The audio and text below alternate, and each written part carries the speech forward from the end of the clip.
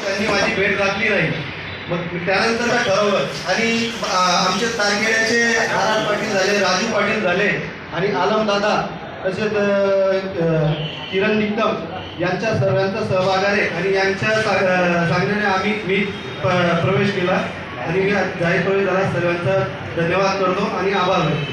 Thank you.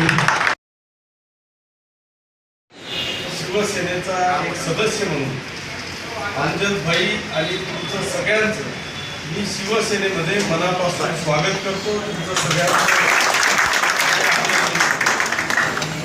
एक अंजद भाई एक सुशिक्षित वकील माणूस आहे आणि ज्या पद्धतीने गेल्या अनेक वर्षापासून इतका ॲक्टिव्ह माणूस की जे काँग्रेसची आपल्या जिल्ह्यात तर थोडा पण संपूर्ण महाराष्ट्रात वाता हात होत असताना आपलं सगळं एवढं मोठं स्किल असताना ती व्यक्ती काँग्रेसमध्ये गेल्यानंतर खरोखर मला असं वाटायचं की अंजद भाई आता कुठेतरी चुकीच्या मार्गाने गेले आणि आपल्या प्रगतीला किंवा आपल्या राजकीय प्रगतीला कुठेतरी ते मला वाटतं आडकाठी आणून बसलेले आहेत. आणि म्हणून त्या दिवसापासून अंजद भाई मला वाटायचं की तुम्ही शिवसेनेमध्ये यावं. आता तुम्ही कोणाला भेटलेच कोणी भेटू दिलं नाही, तरी त्यांच्या परिवाराशी मला वाटतं माझा खूप जुना संबंध आहे. ते प्रॉपर तारखेड्याचे आहेत आणि त्यांचे वडील भैयासाहेब मला वाटतं मोसंबीचे व्यापारी आणि आमची त्या काळामध्ये मोसंबीची बाग होती, त्याच्यामुळे आमच्या मोसंबीचा बाग यांचे वडील भैयासाहेबच घ्यायचे. त्याच्यामुळे आमचे पारिवारिक संबंध या कुटुंबाशी होते आणि म्हणून मला असं नेहमी वाटायचं की अंजद भाईंनी शिवसेनेमध्ये यावं, आमच्यासोबत यावं. कारण ज्या तारखेड्यात त्यांनी जन्म घेतलेला आहे त्या तारखेला माझी कर्मभूमी होती. माझी जरी जन्मभूमी अंकुर्लीची असली तरी कर्मभूमी ही मला वाटतं माझी तारखेला होती. माझं शेत आणि तुमचं गाव 1 किलोमीटरचं अंतर आहे आणि दररोज वांगे मिरच्या तोडले की डोक्यावर टोपं घेऊन यांच्या तारखेला विकत ठेवायचं. त्याच्यामुळे माझी पूर्ण कर्मभूमी ही तारखेला होती. आजही दोघी तारखेड्यातले अगदी बालगोपालांपासून तर त्या पहिल्या पिढीतल्या सगळ्या म्हाताऱ्या कोताऱ्यांपर्यंत मला सगळेजण ओळखतात. ते म्हणजे त्या काळातला तो किशोरप्पा. तेव्हा किशोरप्पा नव्हतो, आत्ता मी आत्ता झालो, तेव्हा किशोरच होतो. तेव्हापासूनचे माझे संबंध या तारखेला होते आणि आज मला सांगताना आनंद होतो. अंजद भाई आज मुस्लिम समाजाचे अनेक कार्यकर्ते आपल्यासोबत या ठिकाणी जॉईन झाले. राजू दादा, आज कदाचित महाराष्ट्रातला असा पहिला इतिहास या पाचोरा आणि भडगाव तालुक्यातला असेल की ज्या दिवशी किशोरप्पांनी दंड ठोकला त्या दिवशी पाचोरा आणि भडगाव तालुक्यातला 90% मुस्लिम समाज या किशोरप्पाला जुळला आणि त्यांनी 100% मतदान म्हणजे 2-5% हे किशोरप्पा आणि शिवसेनेला त्या ठिकाणी दिलं आणि म्हणूनच आपला जो लीड की महाराष्ट्रामध्ये 2 नंबरचा आला, जो एक मला वाटतं तांबेंचा आहे 1 नंबरचा, सुधीर तांबेंच्या मिसेसचा, त्यांच्या सुनबाईचा, आणि दुसरा लीड हा आपल्या पाचोरा तालुक्यातला आहे. त्याच्यामुळे आज जे काही आपण या पाचोरा शहरामध्ये असेल तालुक्यामध्ये असेल त्या संपूर्ण मुस्लिम बांधवांना जो माझा अनुभव इतका कठीण होता, म्हणजे 2001 मध्ये मी असाच लोकनियुक्त नगराध्यक्षाला उभा राहिलो.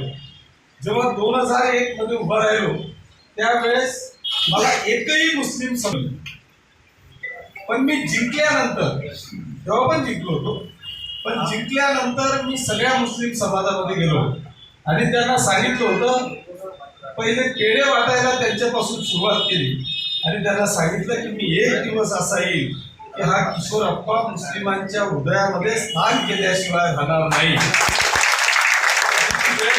मला वाटतं आली आणि आज सगळ्या मुस्लिम बांधव हा किशोरप्पांच्या पाठीशी खंबीरपणे उभा राहिला.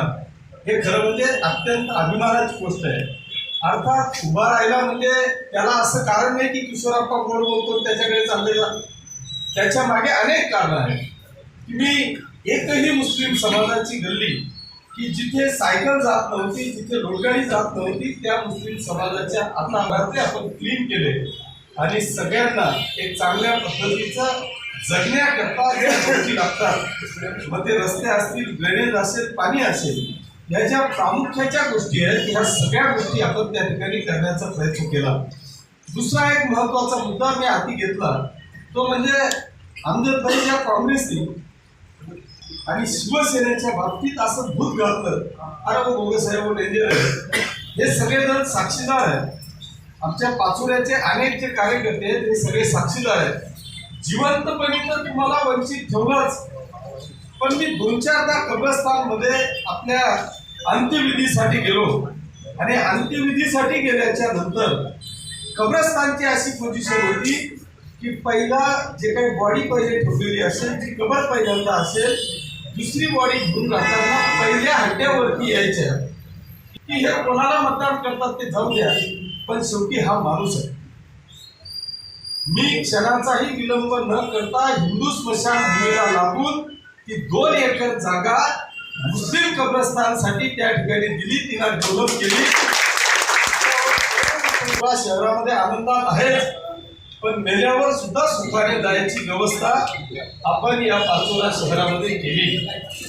दुसरा विषय आलेलो आहोत, तिथं मुक्काम केला तरी वावगो होणार नाही इतकं सुंदर कब्रस्तान आपण नगरदेवळाचं बनवलं का? असं नुसतं नगरदेवळा नाही, पाचोरा आणि भडगाव तालुक्यामध्ये जिथे जिथे आमचा मुस्लिम बांधव राहत असेल त्या प्रत्येक ठिकाणी ती कब्रस्तान आपण त्या ठिकाणी बनवलं. नुसतं एवढ्यावर आपण थांबलो नाही.